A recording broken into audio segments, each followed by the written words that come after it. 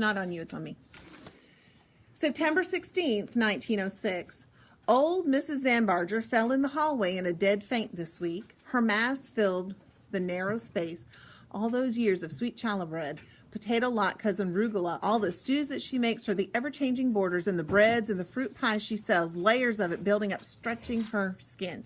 It took Mr. Zambarger and the latest boarder and two of the Moskowitz boys to pick her up and take her to the carriage to the hospital, where they kept her.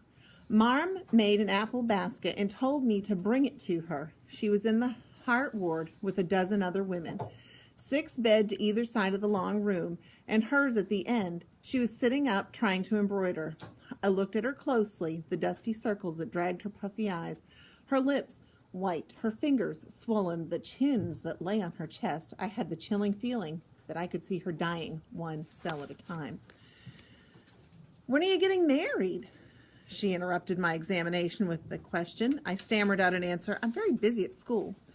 "You're going to end up like your mother, never able to meet a nice Jewish man because she doesn't go to services. She'll spend the rest of her days lonely if she isn't careful." I reminded Mrs. Zambarger that we are awaiting my father's return. She gave me a knowing look and said, "The Jewish New Year, Rosh Hashanah, is coming. I told your mother about the High Holy Day services. You'll be there, yes?" I knew Marm had excused us as usual, but Mrs. Zambarger didn't wish to take no for an answer. I shrugged and nodded and shook my head. Her little eyes found mine, and she said, "Jews are a happy people. Come to service. Sing with us, and it'll make you smile. You're too serious, just like your papa was." I wanted to correct her, "just like your papa is," but I didn't.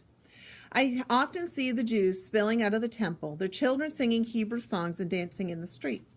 But when I see the building of sukkahs for the holiday, I feel the religion like a name someone else called me, and once I knew didn't belong to me. And one I knew didn't belong to me. Or maybe I just didn't feel like celebrating. "You work too hard," Mrs. Zambarger said.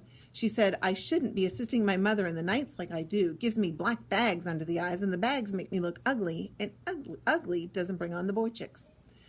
Ugly is Mrs. Zambarger's favorite insult. I raised my chin and said, "I assist Marm because it makes her job a little easier." She waved her heavy fingers at me. "Your mother's our best midwife. But why are you doing that work? You go to school." I said, "Senior girls are expected to work. I'm looking to be an afternoon typist, maybe in a doctor's office or a hospital."